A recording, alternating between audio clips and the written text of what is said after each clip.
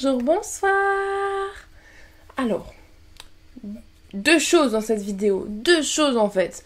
Déjà, un fond anormal. Alors en dessous, il y a un mur, un blanc logique. Vous le voyez peut-être pas, mais en fait, c'est un angle. Mais il y a une genre de perspective qui fait que non, on dirait pas. D'ailleurs, le mythe est un peu cassé car on voit un morceau de mur. Tout va mieux ici. On voit la lampe. Je peux pas la... En fait, je peux pas la bouger, donc voilà.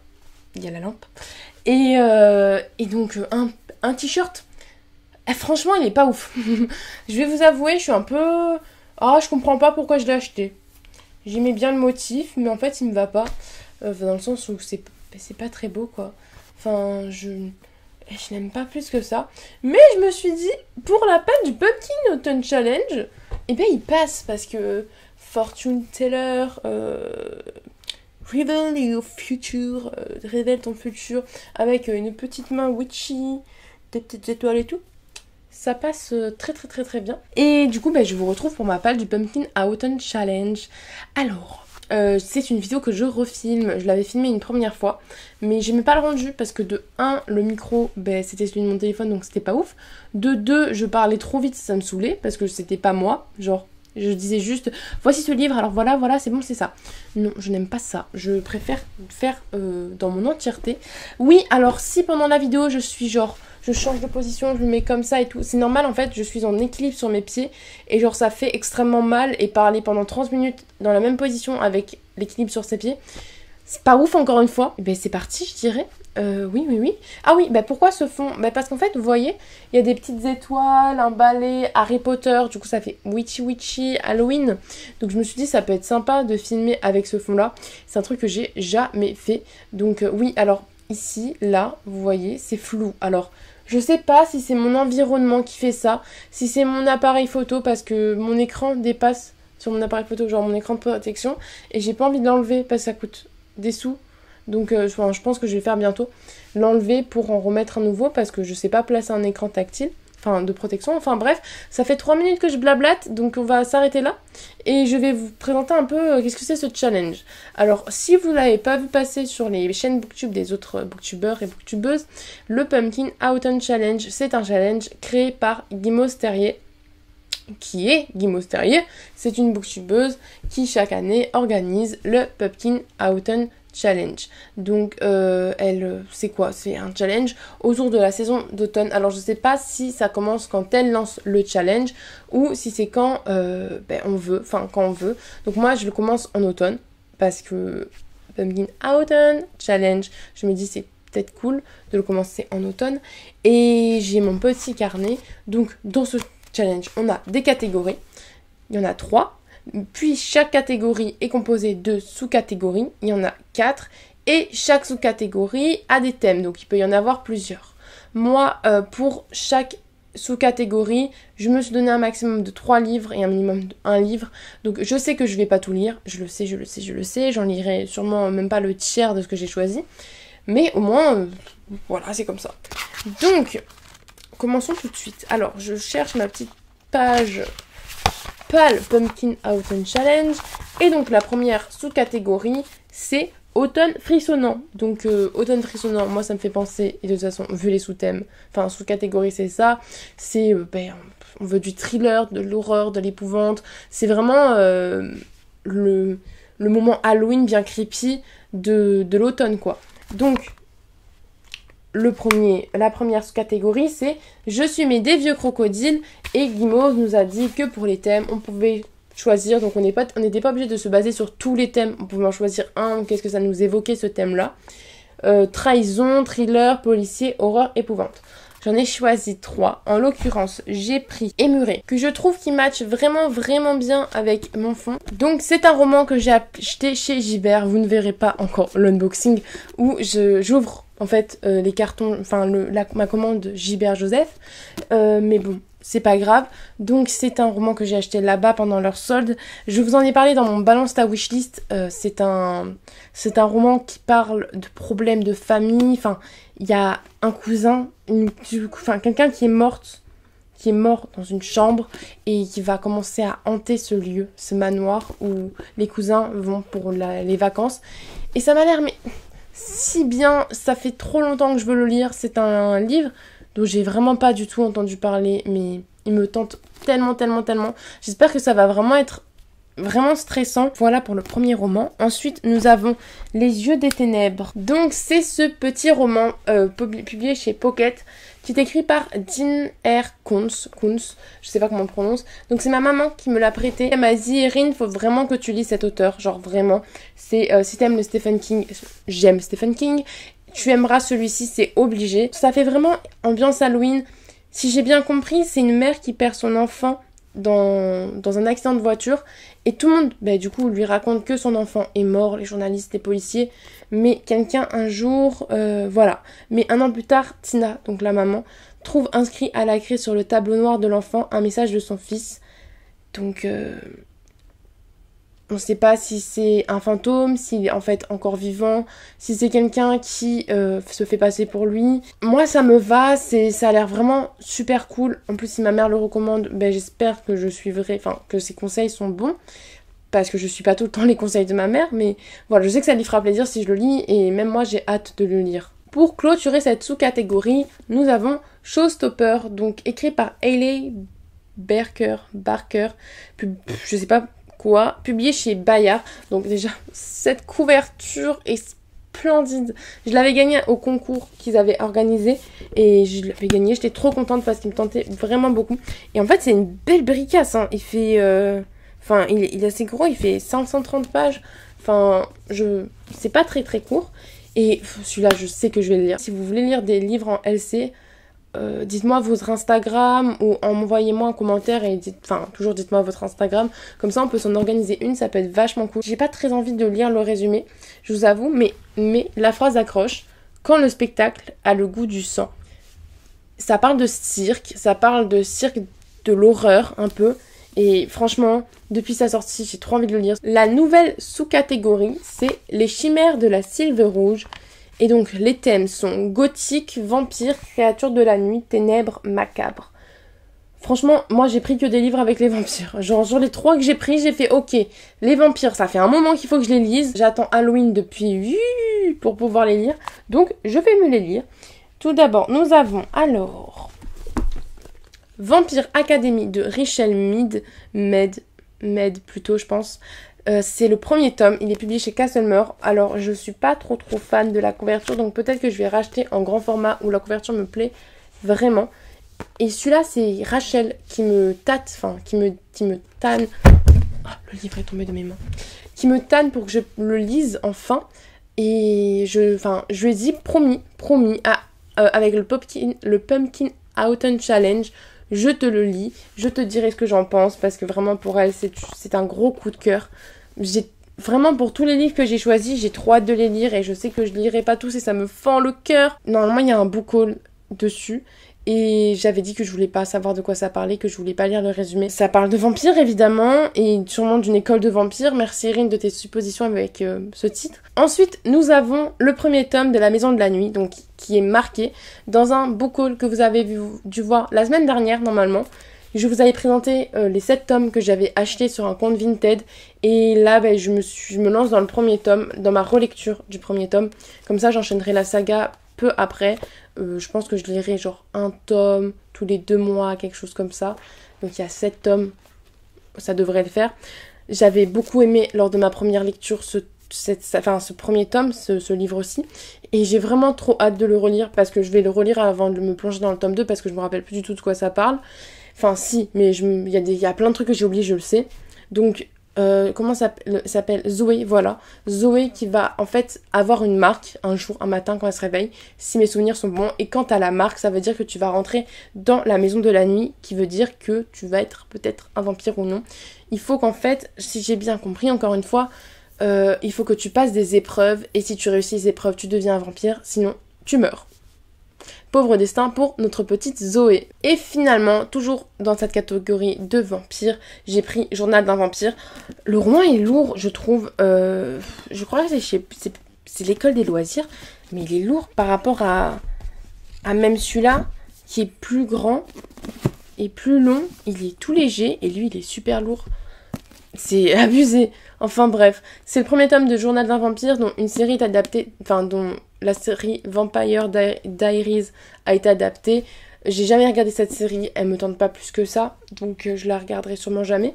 Mais le livre, je l'ai acheté sur Vinted il y a 2 ans, parce que je l'ai acheté rentrée seconde.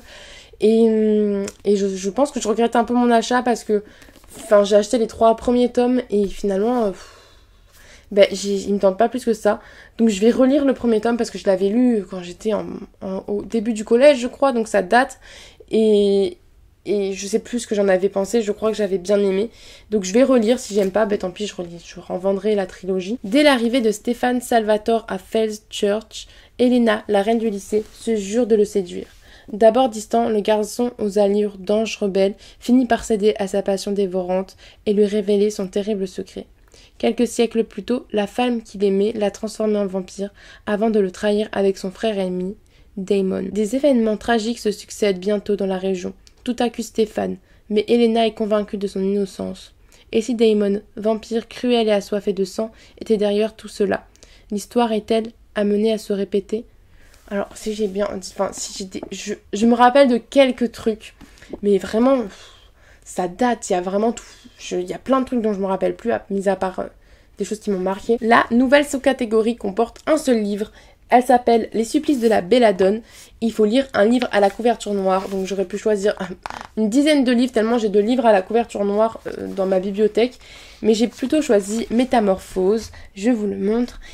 Alors j'ai pris des livres au hasard sur Livre Addict et j'ai fait, celui qui a la couverture la plus noire, tu t'arrêtes. Ou même, t'as un sentiment que c'est lui le livre et... Je l'ai vu, il a été choisi au hasard par Livre Addict, j'ai fait ok, c'est lui le livre qu'il faut que je lise à la couverture noire. Il s'agit de Métamorphose de Erika Duflo. J'en ai vraiment tellement pas entendu parler sur, comment ça s'appelle, Instagram. Je sais absolument pas de quoi ça parle. Le résumé audio, c'est des citations, une citation. Yann, sans un mot, Yann s'immobilisa. Devrais-je avoir peur de toi ? Il tourna légèrement la tête, un sourire énigmatique sur les lèvres. Il répondit. Certains te diraient que oui. Oui, voilà, te dirais que oui. Donc, à tous les coups, c'est une histoire d'amour. Peut-être un amour impossible, un amour toxique entre une bête, parce que Métamorphose... Oh là là, le beau frelon asiatique qui vient de se poser sur ma vitre. Heureusement que j'ai pas ouvert la fenêtre, vous m'auriez entendu hurler, sinon... C'est pas que j'ai peur, mais je sais qu'ils sont pas gentils. La dernière sous-catégorie de Automne frissonnant est Esprit, es-tu là? Et j'ai oublié de noter les catégories, les thèmes, mais il me semble que c'est histoire de famille, fantômes du passé, des choses comme ça, fantômes, esprit. Et là, j'avais pris... Ah oui, voilà, l'histoire. C'est que j'avais pris... Alors, je m'assois, désolée. Pour l'histoire, je vais faire du non-professionnalisme. Ah, vous me verrez pas beaucoup. L'histoire, c'est que j'avais pris Dans l'ombre de Stella, je l'avais sélectionné, sauf que l'histoire, c'est que j'ai prêté des livres à ma grand-mère et elle devait me les rendre parce qu'elle était là pour 15 jours chez moi. Et je lui ai dit, cette pile, il faut que tu le lises avant de partir parce que j'en ai besoin en fait pour pouvoir finir mes sagas ou pour pouvoir les lire pendant l'automne. Et elle l'a pas lu, du coup elle est embarquée chez elle à Montpellier alors que j'habite à Nice. Et du coup, je sais pas quand est-ce que je la revois, sûrement pas avant Halloween. Du coup, je peux pas le lire. Un peu dégoûtée parce qu'il me tentait beaucoup. Mais j'en ai sélectionné un autre. On va reprendre la posture du professionnalisme. Hop, hop. Cette fois-ci, on va changer la position des pieds parce que... ils me font mal. Donc, j'ai choisi... Plutôt, il est lourd encore une fois. Alors que c'est un poche. Miss Peregrine et les enfants particuliers. Écrit par Ransom Riggs et publié chez le livre de poche. Donc... Je sais pas si c'est vraiment des fantômes, mais si vous avez vu le livre, dans le film, si vous avez vu le film plutôt que le livre, on va suivre un garçon qui a, je sais pas quel âge, qui a maintenant 16 ans, il s'appelle Jacob, il va retrouver une lettre de son grand-père ou quelque chose comme ça qui lui dit « Ouais, vas-y, va à cet endroit, demande de l'aide ou je sais pas quoi ». Et donc, il va aller à cet endroit et dans cet endroit, il va y avoir une genre de dimension parallèle où il y a des fantômes, enfin des enfants particuliers qui sont gérés par Miss Peregrine et qui sont chassés par des méchants qui veulent aspirer leur âme, il me semble, manger leurs yeux. Je me rappelle d'une scène où on voit plein d'œufs d'yeux qui sortent d'un panier où les méchants vont les manger.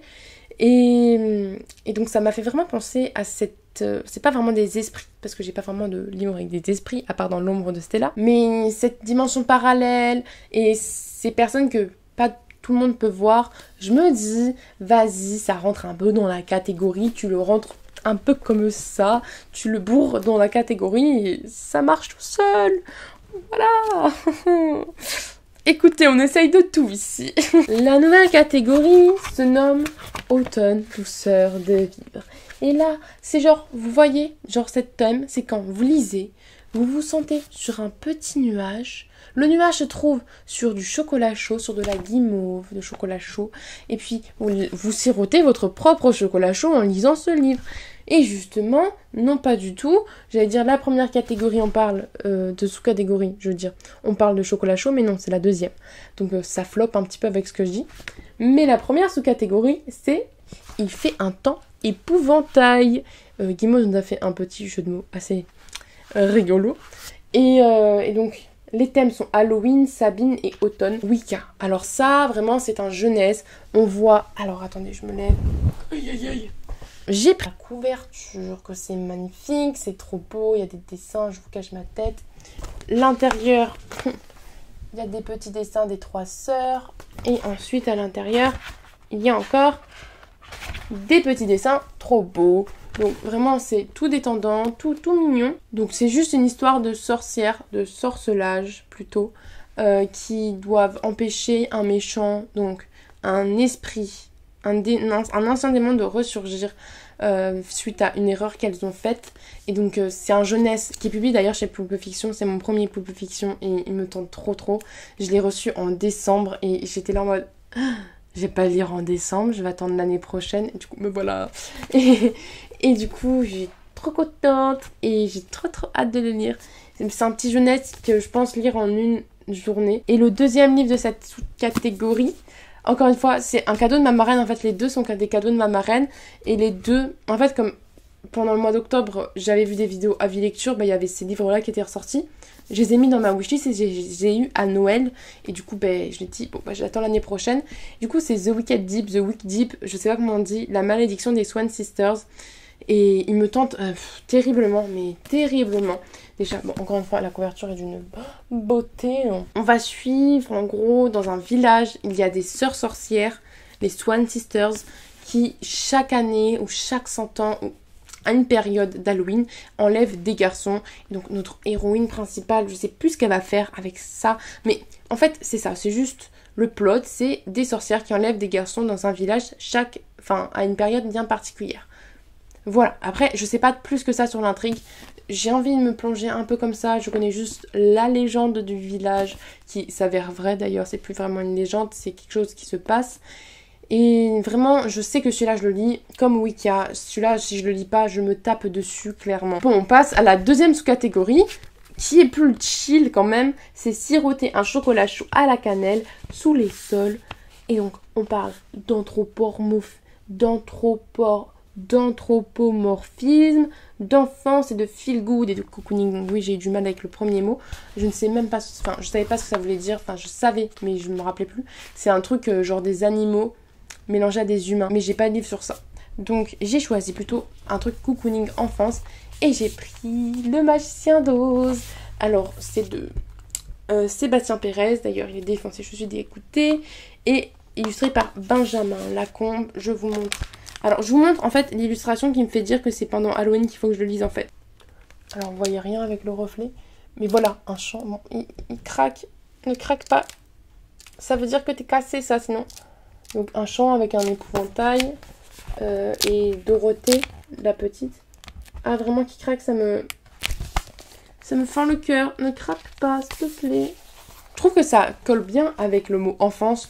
Parce que les magiciens d'Oz, c'est vraiment quelque chose de notre enfance. Enfin, perso, je l'ai vu une fois, il me semble. Ma mère me racontait, pas souvent, mais m'a raconté plusieurs fois l'histoire. Et c'est cocooning, c'est feel good. Enfin, c'est pas feel good, mais c'est tout cocooning. Enfin, j'ai envie de le lire sous la couette. Donc ça, c'est plutôt un livre que je lirai vers novembre. J'espère que je le lirai parce qu'il était dans ma palle d'été quand même. Ça fait 2 ans qu'il faut que je le lise. Donc ça, sous la couette en novembre ou en octobre. Mais sous la couette, c'est obligé. Donc pas encore en septembre, je le lirai. Plutôt vers la fin de l'automne. L'avant-dernière sous-catégorie, c'est Fafnir ton assiette, sinon pas de piécettes. On parle de créatures légendaires, fantastiques, petits peuples féeriques, contes, légendes et mythes. Et moi, au début, je voulais mettre Fablehaven dedans. Je vous mettrai la couverture ici. Donc, c'est une saga de mon enfance, sauf que le problème, c'est que je vais pas relire cette saga encore une fois, alors que j'ai toujours pas acheté le tome 4. Vraiment, je veux le tome 4, vraiment beaucoup. C'est un truc de ouf comme je le veux. Et du coup, ça collait parfaitement avec le petit peuple, les fées, les légendes, les mythes. Trop bien parce qu'en fait dans la Fablehaven c'est 2 sœurs un frère et une sœur qui vont se retrouver dans la maison de leurs grands-parents, qu'ils ont un grand domaine et en fait ils se rendent compte que dans ce domaine il y a des fées, des naïades, il y a plein de trucs, des petits peuples comme le grand peuple, des centaures et tout, et c'est tellement bien cette saga, genre vraiment. À la place j'ai pris le tome 2 de la guerre des elfes qui était dans ma palle d'été, qui est dans mon vous choisissez ma lecture, dont j'ai pas encore les résultats. Je regarderai les résultats quand je sais que quand je veux lire le livre. Et donc, deuxième tome, l'empereur pourpre. Je vous en ai déjà fait le résumé à tort et à travers. Je vais pas vous le refaire. J'espère vraiment que je vais le lire cette fois-ci. Parce que faut que je continue dans ma relecture de cette saga pour arriver au tome 5 que je n'ai lu qu'une seule fois et que je n'ai pas pris le temps d'apprécier parce que je le lisais au centre aéré devant avec plein de cris et tout, je m'en rappelle, CM2. Donc vous voyez, c'est vraiment ça remonte et donc j'ai vraiment envie de le lire, il faut que je le lise. Si vous le choisissez pas dans vous choisissez ma lecture, eh ben c'est pas grave, je le lirai quand même à un autre moment. Alors la dernière sous-catégorie de ce automne douceur de vivre plutôt, j'ai une petite histoire. En fait, elle avait donné la sous-catégorie et elle a dit faites vos recherches, enfin normalement ça devrait vous faire tilter, ça ne m'a pas fait tilter, faites vos recherches dessus pour savoir de quoi je veux parler parce que c'est vraiment particulier. Donc le titre de la sous-catégorie c'était A Window to the Past, donc une fenêtre sur le passé, et elle parlait de thèmes sur les sorcières, sorciers, la SFF, oui, donc la science-fiction mélangée avec le fantastique, la magie, la nostalgie, la mélancolie. Et moi je comprenais pas. Donc je suis allée voir et j'ai vu que c'était une chanson du film 3 de Harry Potter, donc celle du prisonnier d'Azkaban. Et en fait en écoutant cette chanson, j'ai juste pensé à combien de livres ? À 2 livres.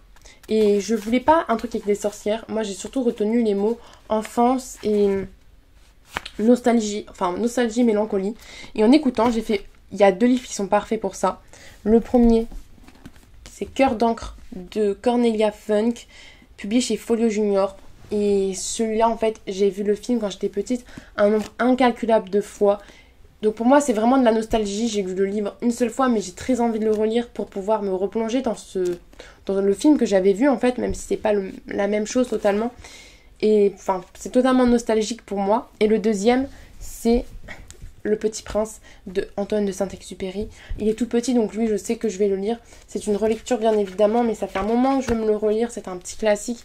En plus, j'ai mon bac, donc ce serait bien quand même. Enfin, vous allez dire, oui, mais tu as sauté Le Petit Prince dans ton bac. Ben, peut-être, pourquoi pas. Donc, c'est pas le bac de français que j'ai, mais j'ai peut-être philo, donc peut-être si il y a des petits trucs de philosophie dedans, ça peut être sympa. Donc voilà, je vais pas vous faire le résumé du Petit Prince. Si mes souvenirs sont bons, on va suivre une petite fille qui va rentrer dans un livre. Attendez, je vais vous lire le résumé, ça va plus vite.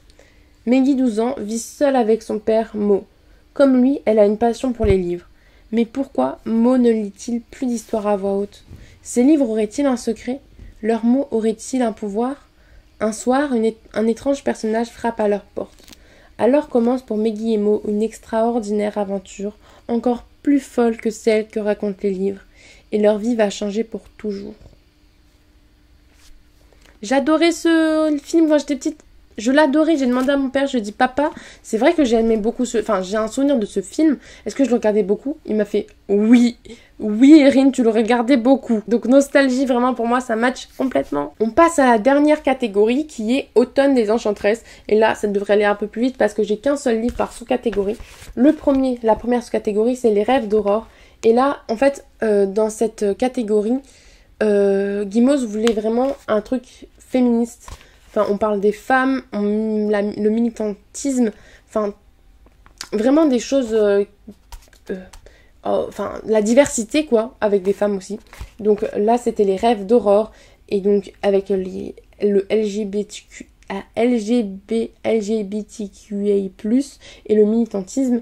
Donc, elle l'avait donné comme explication dans sa vidéo, qu'elle voyait ça comme Aurore qui dort et qui rêve d'un monde meilleur, où elle dormirait pas, où elle serait pas promise à un prince, où il y aurait pas tous ces clichés, enfin, ces problèmes liés à la femme. Et donc, moi, j'ai pas ça, j'ai pas de livre qui parle de femmes. Enfin, si, j'avais Strong Girls Forever, mais je l'ai déjà lu. Et j'ai plutôt pris quelque chose qui reste dans la même branche un peu. C'est Entre chien et loup de Mallory Blackman.